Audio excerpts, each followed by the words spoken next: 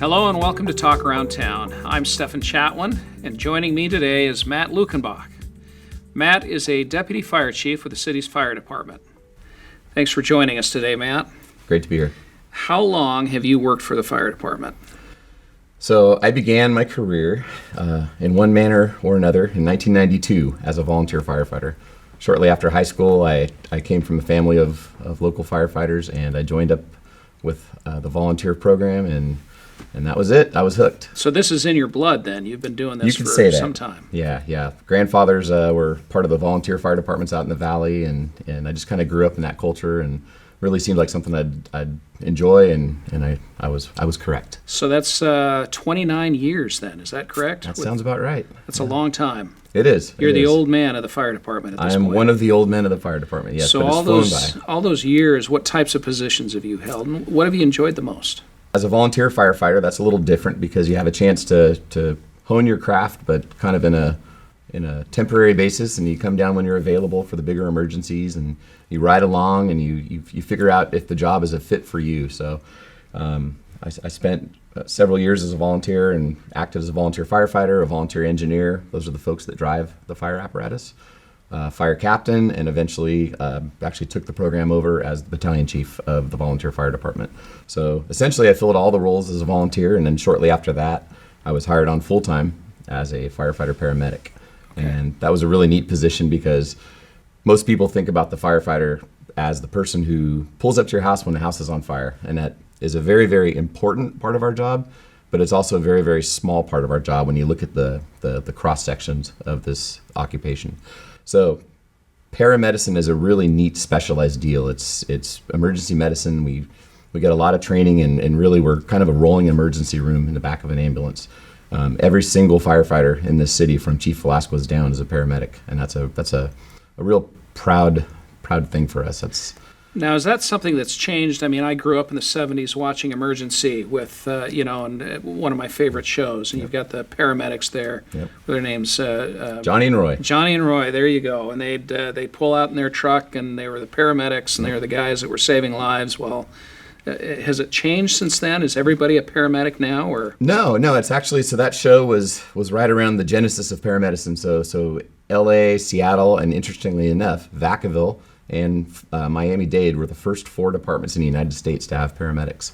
So we do have that close tie with Vacaville, which is kind of neat. But really, that was the foundation of what this was all about. And they realized that we have fire stations that are strategically located around communities, and there's this importance on time when you think about medical emergencies, whether someone is bleeding, they're not breathing, they're having neurological issues, all these different things that happen. It made sense to get the fire department involved because we were right there. So this training kind of became more and more popular, and each year you see more departments that are becoming ALS, which stands for Advanced Life Support. We started our program in 1995. We were one of the first in the region to do it, but long after Vacaville, who started in the 70s. And like I said, you see departments every year that are taking on that extra responsibility, but it really helps the community. So the community is in good hands. Community is in very good hands, correct, yeah. This has been a heck of a year. Has. We're coming out of a pandemic. We had the LMU fire this last year. How has the pandemic and last year's fires changed the ways that our fire department operates, or has it? One of the nuances of our job is that we have to be able to constantly adapt. We rarely come to work and have the same day, and that's what draws a lot of people into this profession, because one day you may think you're going to do 2 or 3 things, and your whole day gets turned around and you end up doing something different. So that's kind of our day in a microcosm. So if you expand that out over the past 15 months or so with COVID, really it's just been an exercise in dealing with change. And it's been a horrible year, obviously, for the tragic loss of life and all the families that have been affected, the economic impacts, and it's still going on today. But it just caused us to step back and kind of reprioritize. We had to take obvious actions with personal protective equipment. We had to worry about the public. We had to worry about our folks at home. We had a lot of staffing challenges with folks getting COVID and going down. Obviously, at the city level, we had to take a lead role in facilitating a safe workspace for those that stayed at work with the essential positions. But it was a challenge that we accepted. We like that kind of stuff, and Obviously we always learn, and you never say we did a perfect job, but I'm very proud of the job that we did. And I think what it really kind of emphasized at the end of the day is that any challenge is something that we'll take on, and we'll figure out how to get through it. Well, I can tell you that we leaned on the fire department a lot as we went through the pandemic, trying to find out, and still do, as we're trying to determine how we now come out of the pandemic. Mask mandates, those things going away, and the fire department really has been our go-to group to get that information from and lean on. Thanks. Now, Fairfield, as I understand it, just received an outstanding ISO rating. Tell us what this rating means. What is that, and why is that important for the people of Fairfield and the businesses in Fairfield? This is something we're very excited about. Every 5 years or so, cities receive a rating, 1 through 10, from an organization called the ISO. And they basically look at your overall fire protection, and they give you a rating based on the quality of the entire system. And it's not just the fire department, it's water infrastructure, emergency communications, your staffing levels, your equipment, how robust your fleet is. They look at everything in the fire department, and they give you this rating.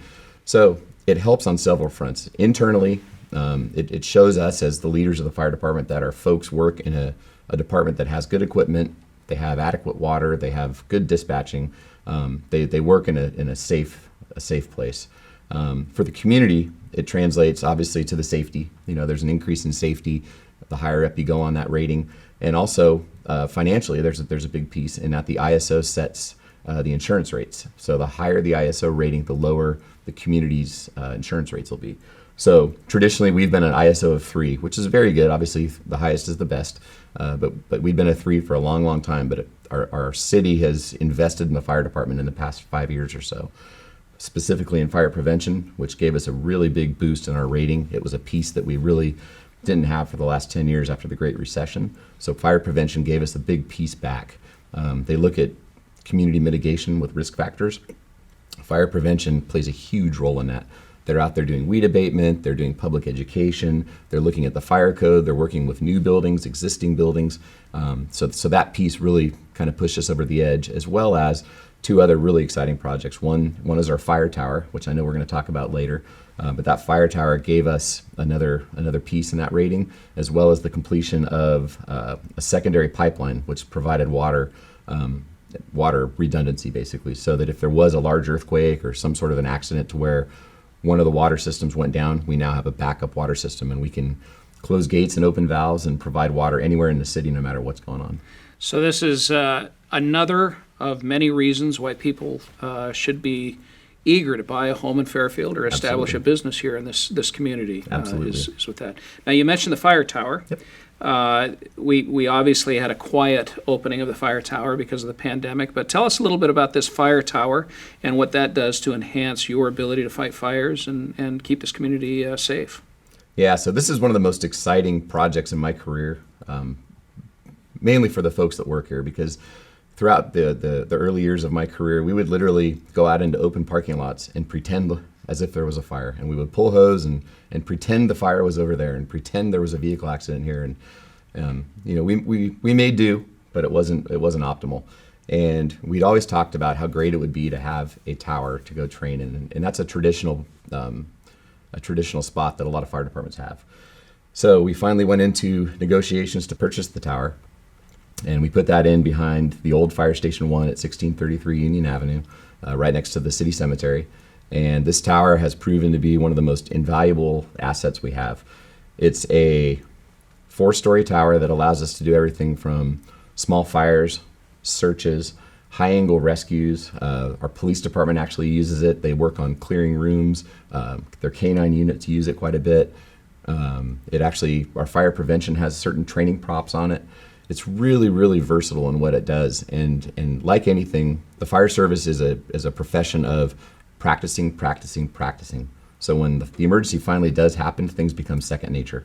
You go to this phase where your muscle memory takes over. And this tower gives us the ability to go out and practice. And now that I'm in a higher leadership position, it really warms my heart to think about people not having to pretend, which wasn't great, but also just the impact that it's going to have on both firefighter safety and community safety, because our folks now can go out any the culture that we have right now is any one of the captains are in charge of the fire stations. Any captain can just wake up one day and say, you know what, today we're going to train. And they take their crews out there on their own. They don't have to be prompted. This is a place that it's a learning ground, as well as a great asset for our fire academies. When we hire on new firefighters, we bring folks in and they'll run through a 16 to 20 week academy, and we can take them out there and train all day long. Your training scenarios become far more realistic, so you're training in an environment. I mean, that thing even billows out smoke, doesn't it? It does. Yeah, we have a smoke machine. You're going inside there. You've got the low visibility from all the smoke and that kind of an atmosphere, and so when you hit the real world stuff, wait a minute, I've been here before. Been here before. Yeah, it's not wonderful. too familiar. Yeah. We're going to take a quick break, and then we'll return with Chief Luckenbach right after this.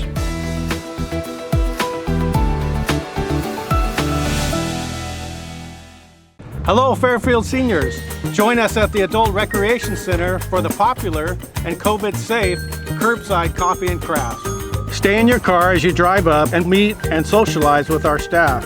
We'll hand you a take-home bag filled with a craft, coffee, snack, and brain-stimulating activities.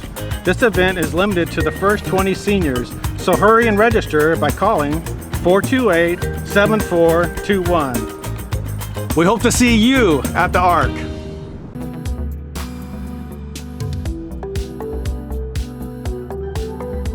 We're back once again with Deputy Fire Chief Matt Luckenbach. So, Matt, fire season is upon us. Can you give us some good prevention tips for our residents and businesses? Yeah, so fire season is longer and longer.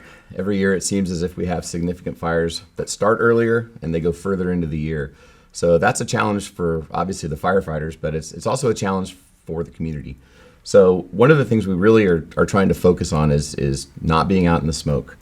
We spent over 60 days last year in spare the air status, which means we had unhealthy air.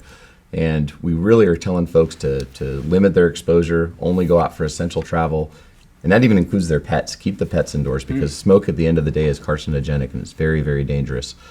A couple other tips that we get into, obviously, with fire prevention is home hardening. CAL FIRE has a Ready, Set, Go campaign that they're running right now, and it's really, really helpful. And on their website, they talk about treating your home as if it were in zones, zone 0, 1, and 2. And homes that are within that, the area around your home that's that zone 1 is basically talking about 5 feet to the wall of your home. And you really want to look at things like vegetation. We don't want to have trees right up on your house. We don't want to have tree branches over chimneys. We don't want to have combustible yard coverings like bark. We don't want to have landscaping, junipers and eucalyptus and brush, things that are combustible, because you're just setting up the perfect storm. So we really have people look inward at themselves and their own situation and take ownership in their property. And then, obviously we take over from the outside. The second zone is from 5 feet to 30 feet. And that area is again looking at things like ground fuels that don't ladder into the trees. You'll see a lot of houses that have very dense brush up against the house. And if fire starts on the ground, it obviously wants to go up. So if you have this laddering ability with low-level grasses into brush and then up into the trees, you just create this perfect pathway for fire. So we tell people to limb their trees up to 10 feet and not plant a lot of ornamental stuff underneath them. And then the most important part is at 30 to 100 feet, which is zone 2. And that's where, for many years now, CAL FIRE has been really emphasizing the importance of keeping any dead vegetation down below 4 inches. That's why you'll see our seasonal weed abatement programs out there doing inspections of city property, and then our code enforcement department helps us with any nuisance properties around the city. So at the end of the day, what we're ultimately trying to do is remove fuel. And that's really the biggest thing that you can do as a citizen to make your home and your neighborhood safer. That's great. Thank you. Now, we've also been experiencing these public safety power shutoffs over the past several years.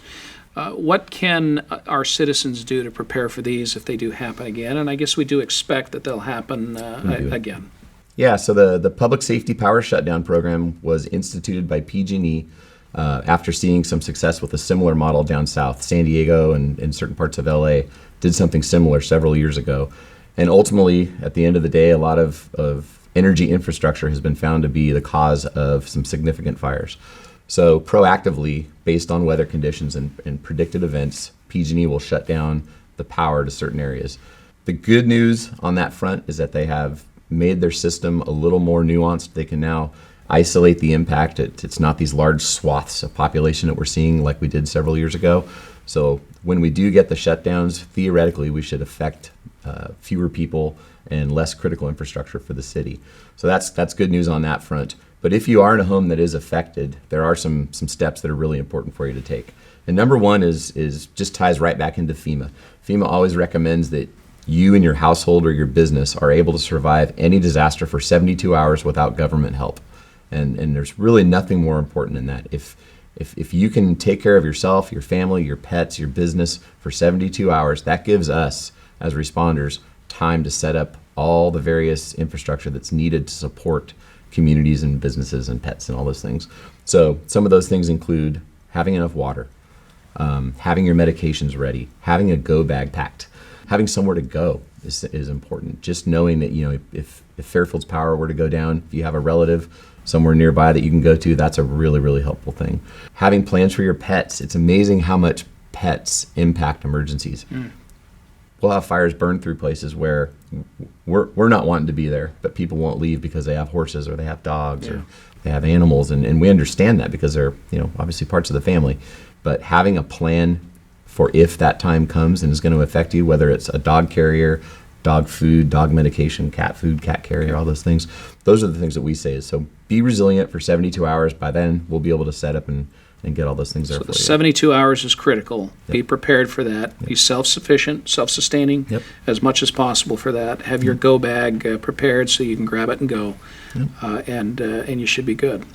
What about evacuations? Last year we had, with the large fire, we did evacuate a good chunk of the city. How do we prepare for that? What should we do? Yeah, so that's an area that we've identified that we can do better at. As a city, we did the best that we could, and we ended up with a very successful outcome, but we really learned a lot from it. So we've actually had some very high-level meetings with our police department, with ourselves, and quite frankly with some neighbors who have had to deal with this a little more frequently than us. Some of the things that we've learned, the community education piece is huge. So getting out into these predictable neighborhoods where we know that the fire comes through, at least every few years, and having an education campaign and even setting up practices where we say, hey, even though it's February, we're going to pretend like there's a fire. Let's get out here and practice this, because then you start to see where the system fails, and it allows us to come in and realize, oh, well, that gate is powered by electricity and electricity went out. We got to figure out how to get that gate open. Those simple things are what we really need to focus on as a city, and we're working on that quite extensively in our Emergency Operations Center and with our PD. And then the coordination with law enforcement is really big too. The LNEU taught us that we need to be early. When we ring that bell, that evacuation bell, my personal experience with that was I asked to close the freeway. Well, that takes a long time, and I figured it would, but I didn't realize how long that took. So one of the learning points for me personally, when we had our debrief, CHP told us, that's an hours-long process, not something you can just do quickly. So community education, coordinating with all the partners, and then just practicing, exercising the system. That's the best thing you can do. Now, this past year, because of the pandemic and the fires and things, we didn't have a fire open house, I guess. But we're going to do that this year, and it's in October. Yep. Tell us about that. Yeah, so actually, this will be the first one we've had in 4 years. They have been canceled for a myriad of reasons for the last 3 years. One time was due to smoke, another time was a PSPS, and the other time was COVID. So fingers crossed, but this year, October 3rd through October 9th, we will be hosting our fire open house, and that'll be out at Station 35, 600 Lopes Road, across from Rodriguez High School. It's our newest fire station. It's a facility that we're very proud of.